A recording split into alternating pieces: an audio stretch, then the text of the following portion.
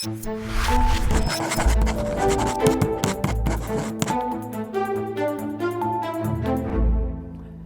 Republicans are proposing sweeping changes to the federal Medicaid system that would kick millions of beneficiaries off the health insurance program, which covers more than 71 million low-income Americans. Among the lowlights of their plan are new costs to see a doctor for a family of four making $35,000 a year. Some unemployed people would suddenly be ineligible for Medicaid. Some seniors would lose access to long-term care coverage, and states would lose a portion of federal dollars that help them cover those just above the poverty line. And for good measure, Medicaid could no longer be used at Planned Parenthood. Now, to give you a frame of reference for how far-reaching and critical this program is, 1 in 5 Americans are on Medicaid, including 40% of all children. Nearly 8 million Americans would lose their health insurance altogether. Now, the problem with this plan is both practical and about principle. The GOP want to impose work requirements to get Medicaid, implying that poor folks, by definition, accessing this program are able-bodied young guys goofing off playing video games in the basement. Now, sounds good. The problem is, it's just not the case. Last year, more than 20 million workers were laid off or fired at some point from their jobs. Most of these folks didn't just lose their paycheck, but their employees sponsored health care in the process. Medicaid was designed to help them between jobs, but if there's a work requirement, their employer's decision, out of the person's control, will keep them locked out of health care. Now, even for those employed, they often find their hours cut and schedules decided for them.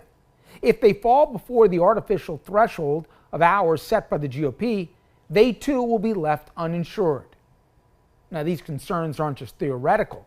Ruby Red, Arkansas tried work requirements a few years ago, and they found their new standards had no positive employment impact and just passed a burden to nonprofit hospitals, who are already bleeding red ink, and led to avoidably worse health outcomes for its residents. But these requirements are really a solution to an imaginary problem. Roughly half of Medicaid recipients are either children or seniors. Of the other half, 50% are working and another quarter have a disability. Of the folks that are left, most will work at some point in the year and come off Medicaid in the next 15 months. So, what does that leave? A grand total of 6% of the working age enrollees not enrolled in long-term work, or, translation, 3% of the entire Medicaid population the GOP would have you believe are the typical Medicaid recipient. But even if it wasn't the tiny population that fits their narrative, let's consider their remedy here. If you're not working, should we really deprive you basic health care? As a recent editorial in the Times asked, should we apply the same standard for police, fire, education? Should the cops not respond to your 911 call if you're laid off? Or should the fire department let your apartment burn down or not let your kid go to school if you're not working? Is this really what Trump and friends stand for? And a couple more things. A major study from a nonpartisan group found that since Medicaid was expanded under the Affordable Care Act in 2010, more than 27,000 lives were saved as a result.